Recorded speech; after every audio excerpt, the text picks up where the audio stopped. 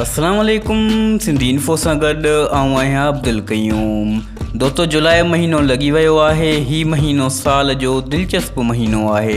हिन वीडियो में भी तव्हांखे जुलाई जी दिलचस्प मालूमात ॾींदासीं, जंहिंमें जुलाई में थींदड़ तारीख़ी वाक़िया, जुलाई जी मौसम ऐं आख़िर में तव्हांखे ॿुधाईंदासीं त सिंध में जुलाई में मौसम कीअं रहंदी। चैनल खे सब्सक्राइब कंदा ऐं घंटी जे निशान खे ज़रूरु क्लिक कजो। जुलाई साल जो 7हों महीनो आहे।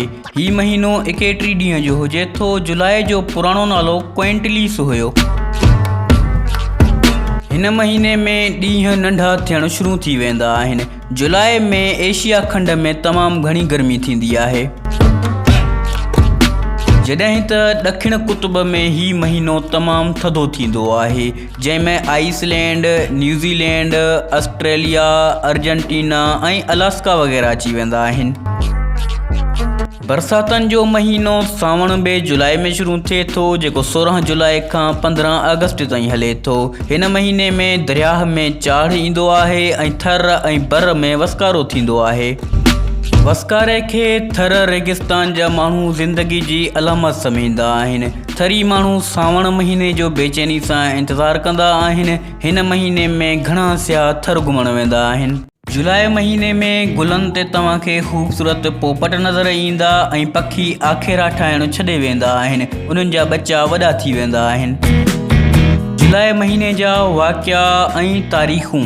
बदर जी जंग मुसलमाननि ऐं मके जे काफ़रनि विच में थी, जेका जुलाई 623 ईस्वी में विढ़ी वई। जुलाई 1980 में इस्लामाबाद खे ज़िले जो दर्जो मिलियो। सिंध जे नाले वारे अवामी शाइर मुंशी इब्राहिम 31 जुलाई 2003 ते वफ़ात कई। पाकिस्तान जो नाले वारो सियासतदान आसिफ अली ज़रदारी 26 जुलाई ते पैदा थियो। नाले वारो फ़नकार मेहंदी हसन 18 जुलाई ते पैदा थियो। नाले वारो एंकर हामिद मीर 23 जुलाई ते पैदा थियो ऐं समाजी कारकुन मलाला यूसुफ़ज़ई बि 12 जुलाई ते पैदा थी।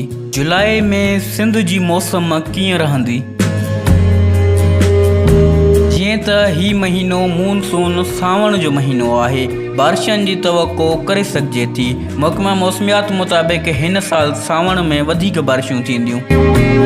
सिंध में सूमर ॾींहं खां सखर, लाड़काणो, मीरपुर ख़ास, जेकबाबाद, थरपारकर, बदीन, ठठो, हैदराबाद, बेनज़ीराबाद, दादू ऐं कराची में मिटी सां गॾु हवाऊं हलण ऐं बारिश जो इम्कान आहे। सिंध में हिन वक़्तु सभ खां वधीक गर्मी दादू ऐं जेकबाबाद में 47 सेंटीग्रेड आहे, जॾहिं त सभ खां घटि गर्मी कराची ऐं मीरपुर ख़ास में आहे 38 सेंटीग्रेड। उम्मीद आहे दोस्तो जुलाई महीने जी ही दिलचस्प ऐं मुनफ़रिद मालूमात तव्हांखे पसंदि आई हूंदी। ही वीडियो तव्हां पंहिंजे दोस्तनि सां व्हाट्सएप ते शेयर बि करे सघो था। हिन वीडियो जे सां तव्हांखे शेयर जो ऑप्शन मिलंदो। मिलंदासीं अगली वीडियो में। अल्लाह हाफ़िज़।